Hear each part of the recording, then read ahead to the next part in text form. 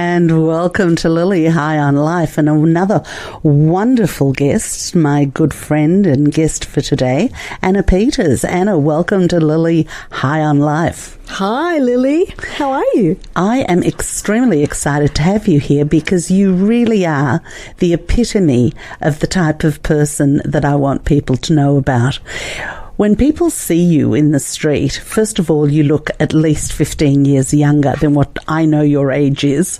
You're always amazingly well put together and well groomed. And yet, if somebody were to know you and know some of the things that you've done in your life, they would be absolutely amazed. Not just the good things, but also the real challenges you've gone through as well. So let's start with today, because today you're doing some very exciting things with your life. Tell me a little bit about the right here and now and what's going on for you.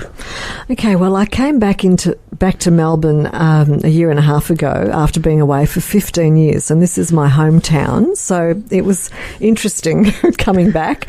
And what's the career place you're in right now? Right now, I'm working with health and genetics, nutrition, gut health, all the lovely things. And so you've got your own practice. Mm-hmm, yes. And what kind of people and what kind of situations do you help with?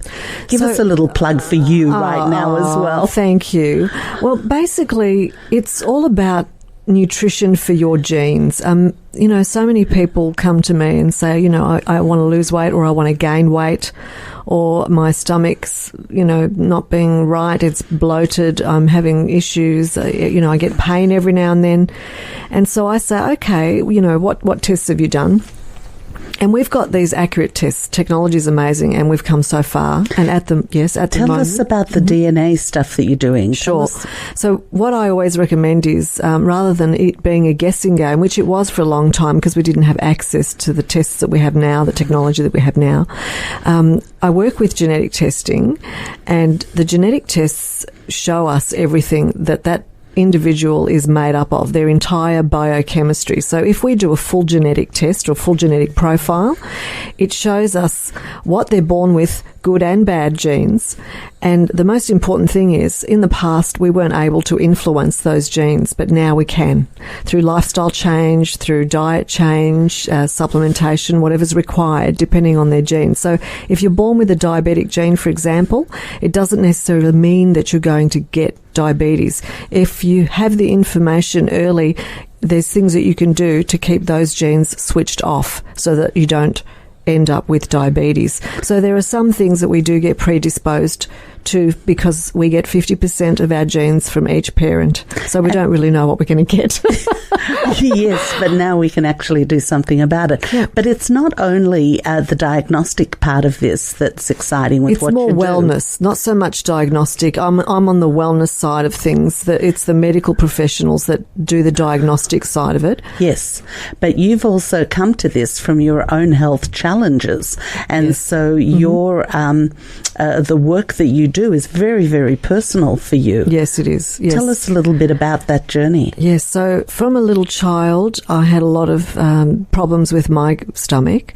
I was in and out of hospital. There was a lot of pain, a lot of throwing up, which we just thought was because I was either overeating or, and didn't sort of kept jumping around after a meal or something. We didn't, my parents didn't sort of take any notice of it because it sort of passed. It would come up and then it would pass, and we'd go to the hospital and they couldn't really find anything wrong. But as I got older, it got worse. And so you found your own solutions. So I had to, because it was really severe. We knew that there was something seriously wrong, but, I was being tested for cancer and all sorts of things. And that was before the days of Google too. Yes. So you really had to work out. It wasn't just... Yes, and there was, about 4 different medical procedures. I had to go into hospital to have surgery to find out what it possibly could be. And then in the end, it came out nothing. There was nothing wrong, but we knew that there was something wrong. There was something definitely there. Yeah. And then you had other health problems as well. You were in a series of accidents that left you immobilized for a while. That's right. Tell us a little bit about those. So when I was 17, I had those 3 car accidents as a passenger in a taxi. And, when you're 17, you think you're indispensable, especially when you're an athlete. You kind of just brush it off as if... And you'd always been very physically involved and did all different kinds of athletics. Yes, and it wasn't until I was 19, it was a year after the last accident, and I had a severe neck spasm, which debilitated me, and it was extremely painful. I mean, I was uncontrollably screaming. I mean, it felt like somebody was stabbing me in the neck. It was so painful. And so what we did was they rushed me to the chiropractor. It was a Sunday of all days. These things happen on a Sunday. And the chiropractor said, you're in the red, which means that you've got to continue coming because, your body is in a position that it shouldn't be in, and we need to manage that. Now, let me just stop you for a second, because when you say you were in pain, everybody thinks they understand that. But you were doing athletic performances and won a championship with a cracked... it was a fractured spine. With a fractured spine. Yes. You completed and won this competition. So it was about 20 competitions over a 2-year period. And was it you just got used to the pain, or was it a different pain? Or that pain stopped after I'd visited the chiropractor a few times, and I still had the fractured spine, but nobody had actually diagnosed it. So I didn't know that I was actually twisting up. So although I was heavily training, it was 5 hours a day of training. And I think because with the fracture, I think because of the amount of muscle, it must have sort of held me together. But towards the end, after the national championships, I was training for the Olympic team for the 2004 Asian Games, and it was after that we didn't end up going because China got a little bit upset that we weren't all Asian. So we were a bit upset after training so hard. There was 14 of us, which is fair enough. That's their country rules. And so we were a bit disappointed, although I continued my training. I started to get injury one after it was constant injury. And you and I are both from the school where we believe that things don't happen by accident.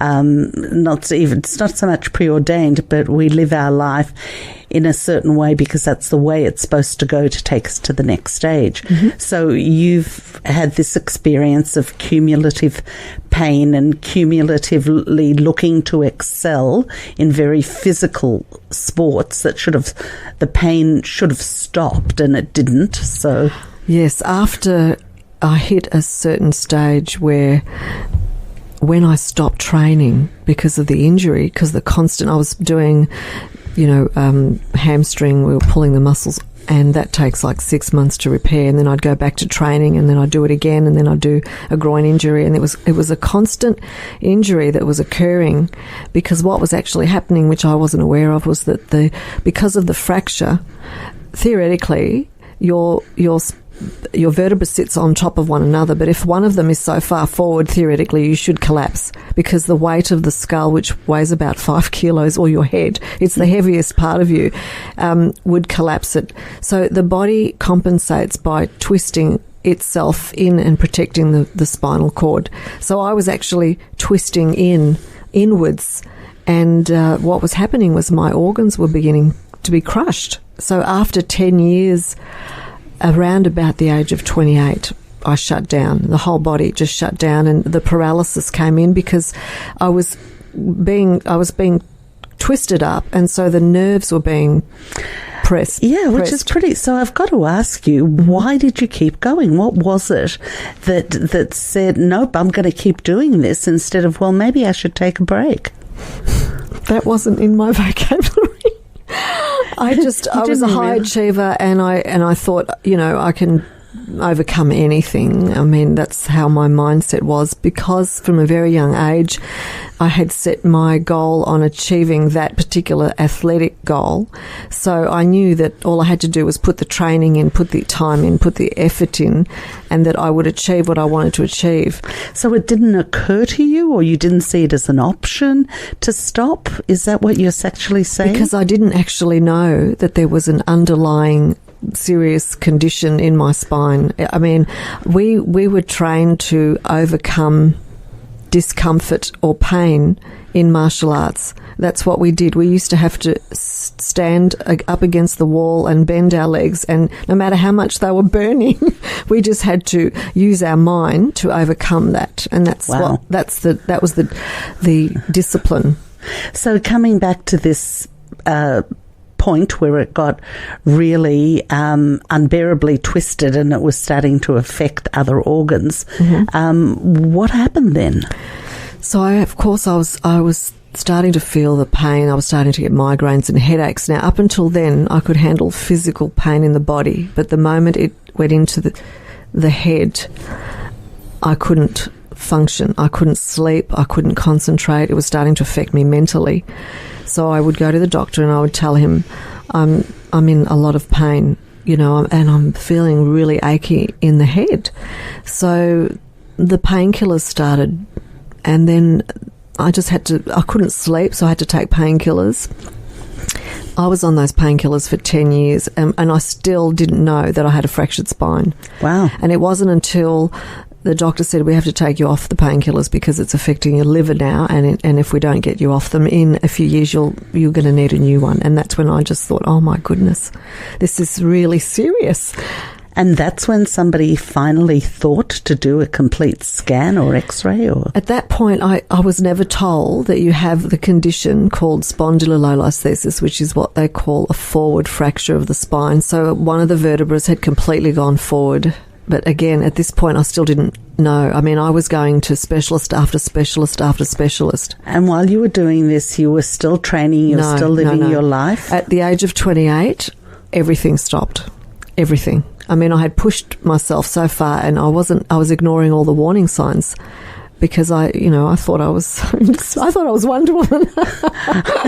Well, you sound like Wonder Woman with all how much you'd actually achieved, not only with the martial arts, but also with the other sports and things that you were participating in. So at 28, you really did stop, and that's when you started to learn how to heal? Yes, so I think it was the universe's way of slowing me down and making me stand still, so that I was able to work it out. So I was standing still completely because I couldn't work. I couldn't actually move my right arm. That was paralysed. I had semi-paralysis up on the right shoulder and down the arm. And so I thought, okay, well, what can I do? So I started reading and started re-educating myself and doing things that didn't require physical work. And then I started investigating the cells and the nerves, because I knew I had to rebuild myself and repair. And I came across this incredible inspirational story about a gymnast who had severed his spine, and then he talked about the study that he did and how the nerves actually grew back about a year and a half later. So that gave me hope that I was going to, because I was told I wasn't going to have feeling back ever again. I mean, the things that I was told, I was petrified. At 28, that's pretty scary. Yeah. And you had no idea that all of this was going to lead you into an amazing career where you were actually going to help others with that as well. That's right. I had no idea. I have a dream is something I've always told people to believe in yourself. And if you believe in yourself, no one can take that away from you. So no matter what you want to do, even if it's not what society around you wants for you, and if it doesn't fit in their box, then you should just go for it. And I have a dream just is a constant reminder of following your dreams and never ever stopping or ever giving up, because you're going to have those down moments, and when you do, you've just got to remember it's temporary. and that over time you'll find the way back out and back up. And absolutely. Anything your mind can conceive, you can absolutely achieve. And I believe in angels. Yes. And part of your healing now, I mean, we'll go back and we'll talk about how all of that past history brought you into what you're doing now. And part of that is also an intuitive healing as well. Yes. Which a lot of people aren't that comfortable with because they see medicine as being black and white. But in actual fact, we all have an intuitive sense. That's right. That if we followed it more, would do us so much more service in our lives. Yes, if I didn't ignore all the signs, I wouldn't have ended up where I was.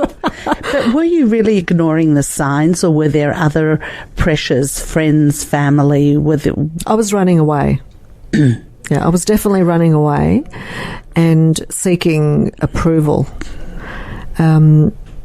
So while you were succeeding and doing all these wonderful things, you were gaining approval from whom? So the first half of my life, I lived my life to seek approval from my father, because I was actually rejected as a child because he had, in having Greek background, it's very sort of un-Greek not to have a boy in the family. Yes. And of course, my older sister was born first, so the next child was expected to be a boy, and everybody convinced my father I was going to be a boy, and he expected a boy to come, and when it didn't happen, of course, I got rejected, and so that was really painful growing up. When did you realise it? I knew that something wasn't right. There were very painful moments, I remember. But my mother always knew how to compensate for it. So I didn't realise it until later in my teens. Because everything I did, which I realised I was doing for him, not for me. I mean, training a soccer team, senior male soccer team, wasn't something that was on the charts as a career path. Right. But not then. And I think he was also trying to influence me into meeting someone and marrying me off and having me go on my merry way, and I felt that, and that was painful. I felt that, you just wanted his approval and his love. I wanted his love, and it took me a long time to work it out, but I realised that my dad didn't have love for himself, so it was hard for him to love me if he couldn't even love himself. And a lot of that was a generational thing because of what they went through. And they didn't, and their parents, our grandparents, had a very different life. Difficult, yeah. Which was not just difficult, but wasn't even aware of the emotional significance of things that happened. You just lived. You didn't think about what it meant. You didn't think about feelings, and it was just survival mode for so many of them for so long.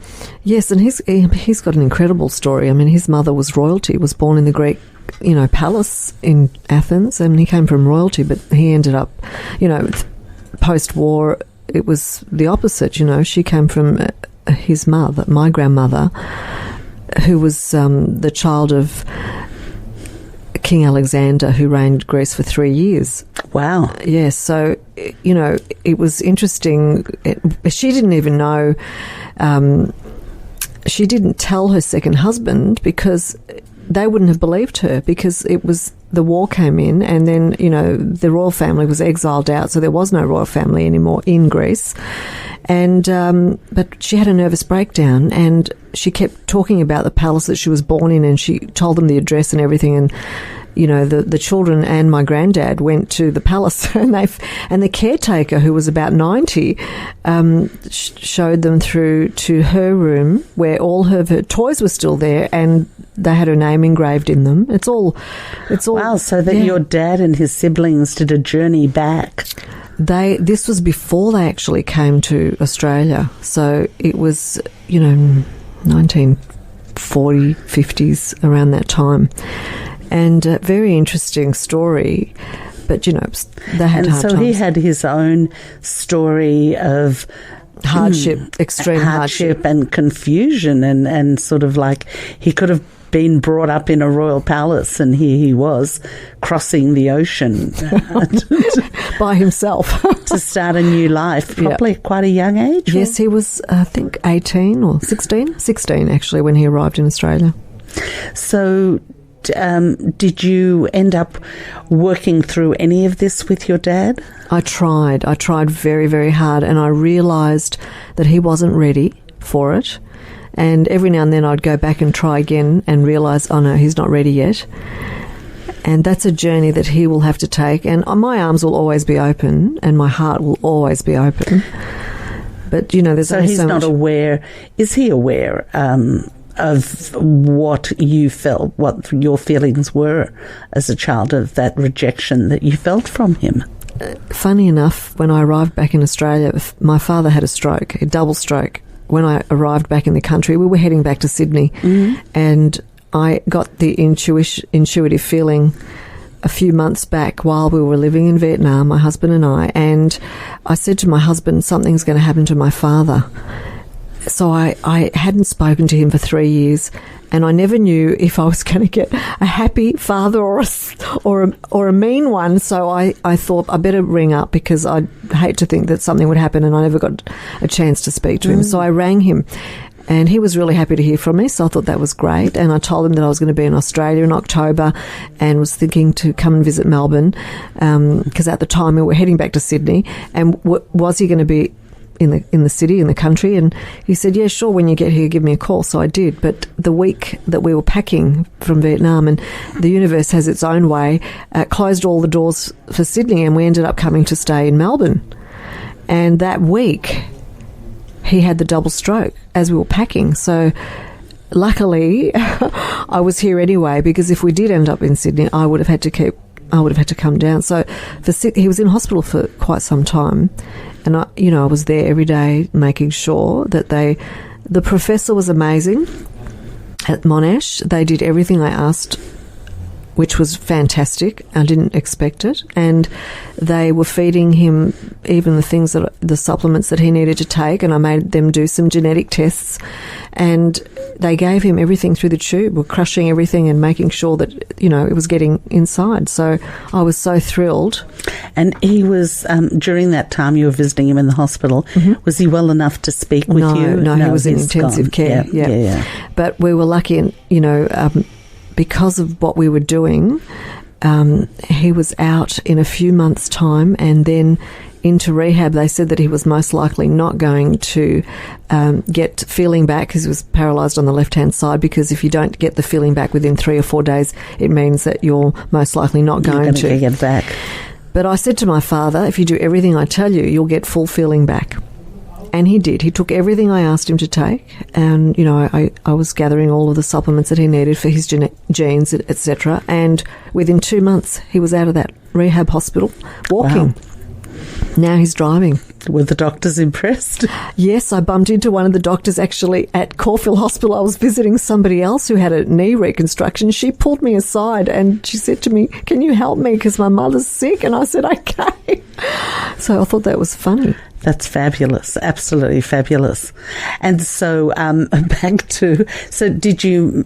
you at a place with your dad where you really feel that you have got the love that you wanted from him, or do you just feel it's just not anything he can? No, he's not ready. And I mean, I don't know if he ever will be. I don't know if he will be in this lifetime, but, I'm always praying, And he likes your husband, Stephen? Yeah, he did. He loved Steve. Yeah. And he did say, when we were in the hospital one day, he said to him, look after Anna. Very nice. Which was nice to hear. But there was there's a lot of unresolved things, and he's not ready to have a look at it yet. So, sorry, we sort of skipped a bit. So you actually healed yourself from the reading and study that you were doing. Yes. And have now gone on to help other people, your dad, do this. Was the trip in Vietnam associated with that as well, or was that? No, I've been studying nutrition since I was 15, purely because as an athlete, you had to learn how to get the best performance out of yourself. Mm-hmm. So it was always understanding what to put inside and what happens when you put it inside. And so all of those years of study and always keeping up to date with what the latest diet was for peak performance and what the latest supplements were and breakthroughs. And I was always searching. And, of course, when I had the paralysis, I had to go deeper and look into cell health and nerve repair.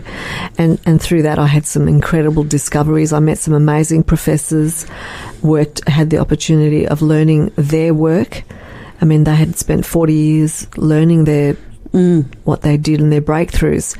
So that gave me the edge, and I was quite ahead of my time. I'm going to put your website on the on my description so people can contact you, because there's so much more to talk about in terms of that.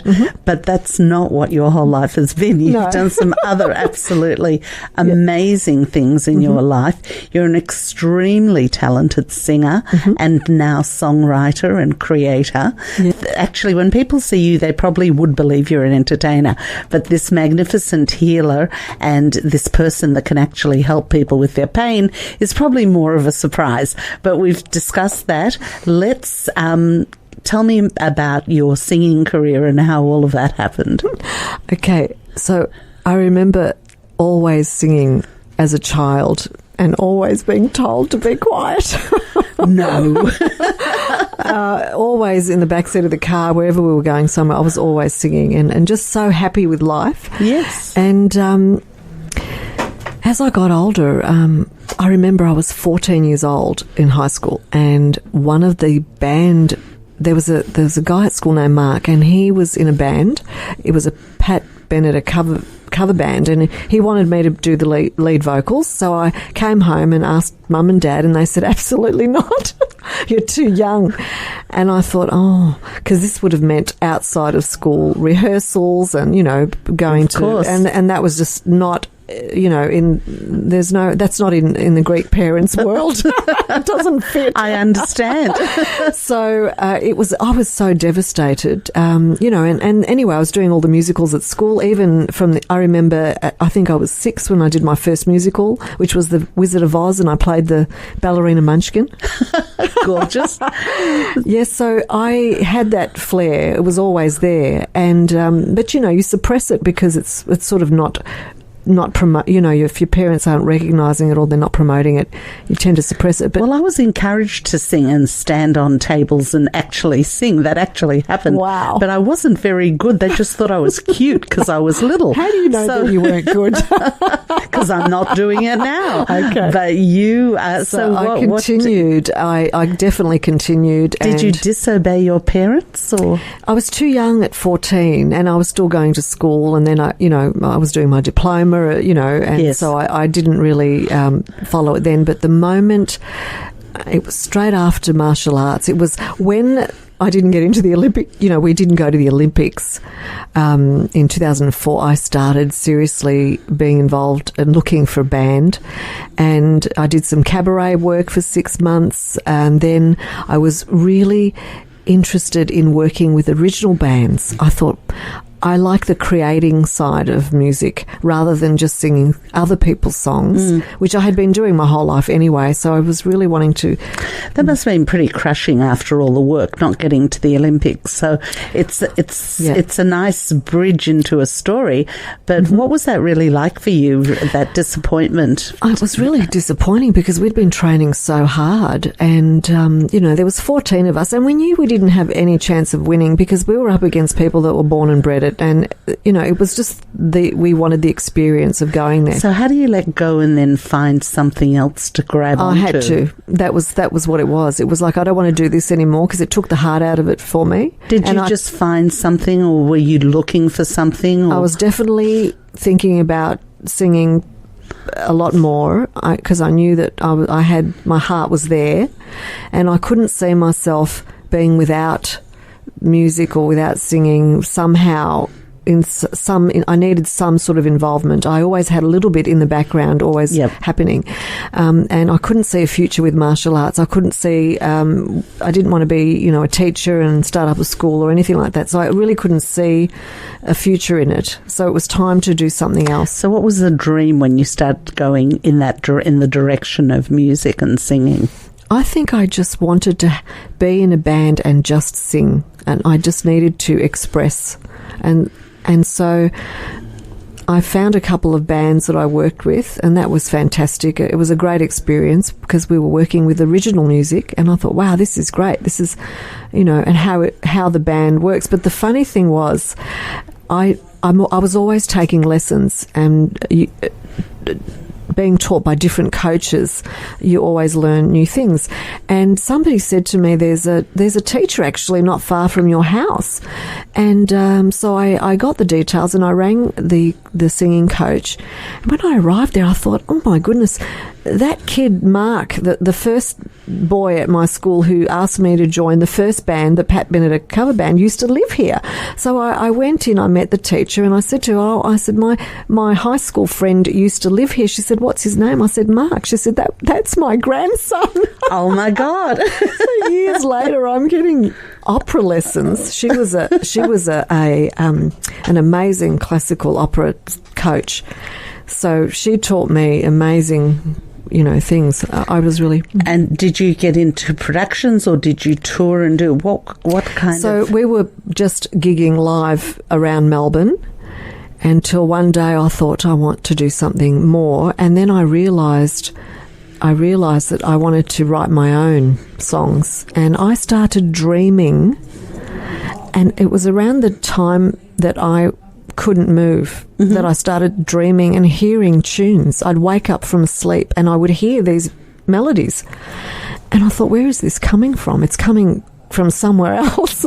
I don't know where it's coming from. So I would record it into my phone, and I thought, I don't have the ability to do anything with it right now, but one day I may. And that's where I am now. Obviously, the last 10 years I've been working on, writing, recording, and we've even developed, I chose children's songs because that's what was coming in. And I have written some motivational songs, tracks that I've performed for companies overseas. In New Zealand, I performed one for a company over there, and one locally for an American company. I wrote the song. I had 2 weeks. I wrote it and performed it. We went into the studio and recorded it.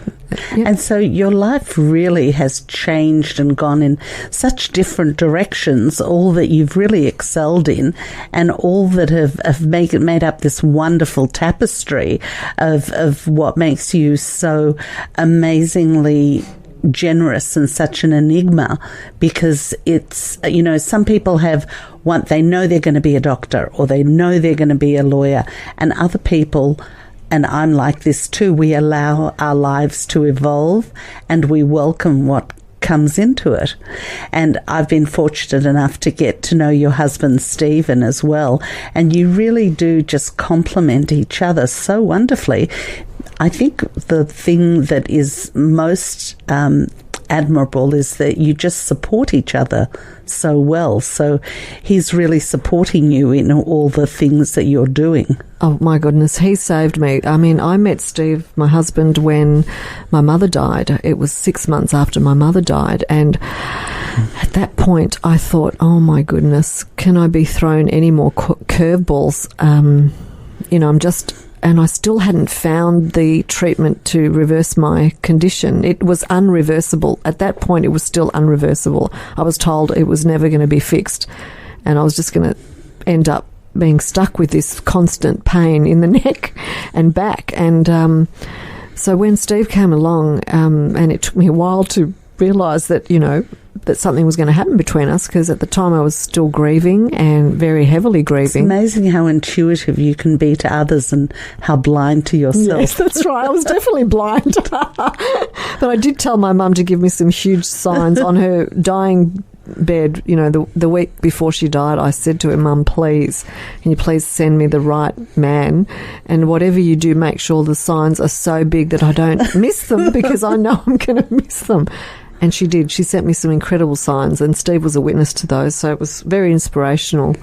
So meeting Steve was a fantastic... He came in at the most perfect time. Of course, timing is always perfect. Mm-hmm. And then you also worked with Olivia Newton-John's foundation as well. Yes. Did that come through the entertainment industry stuff? So actually, when I moved to Sydney, I left the band that I was working with, and I had written some songs, and I was looking for a good music producer, which I did, but at the same time I was doing some business coaching. It was life and health coaching and business coaching, and I had this client, and they were involved with a shoe company that I did a fashion show for, and that's what led to me being the celebrity liaison for the Great Walk to Beijing, because I arranged the sponsorship from my client for the walk, and as a shoot off from there, I was responsible for getting the international shoe company involved to supplying the shoes for all the celebrities that were going on the Great Walk to Beijing. What is the Great Walk to Beijing? So the Great Walk to Beijing was a project that Olivia Newton-John put together to raise money for her wellness centre here in Melbourne, and they needed to raise $5 million. And so I thought it was a brilliant cause, and so I thought that I would, be active, get active, and the Australian company, shoe company, wasn't talking to the international company, so I had to be the one putting it all together. Gosh. So that the celebrities from all over the world that were going to attend the walk, which was at different stages, would have the right appropriate footwear. Not everybody chose to wear the footwear, but a lot of the celebrities did. So I've got Phyllis Diller in my inbox and Cliff Richard in my inbox and all of these amazing people. Fun. So really, I mean, your life has been this wonderful kaleidoscope of great achievement and sports achievements and business achievements, and really it sounds like fun times, and we haven't even had a chance to look at how many different countries you've lived in and all the travel that you've done. Yeah. So there'll have to be a part 2 at some stage. Okay. But it sounds like you've really made the most of life, despite all the pain and those sorts of things, which actually brought you into being able to help so many people today. And that's really what it's all about. So thank you so much. I really, really appreciate you being a guest on Lily High on Life. Thank you for having me. Anna P.